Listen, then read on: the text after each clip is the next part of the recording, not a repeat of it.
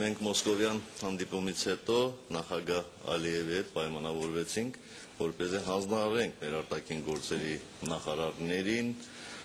բանակցելու մադրիդյան սկզբունքներ կոչվող փաստաթղթի շրջանակներում։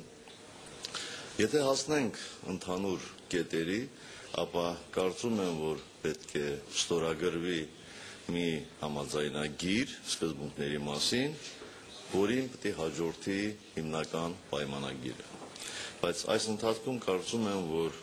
հանրային քննարկումների կարիք կլինի, ես գոնե Հայաստանի համար, հայ հասարակության համար տեսնում եմ քննարկման անհրաժեշտություն եւ մենք հաջողով գնանք այս քննարկումներին։ Չեմ կարող ժամկետներ ասել, բայց մենք գոնե ես ձգտելու եմ, որպեսզի ձգձգումներ այդ ճանապարհին չլինեն։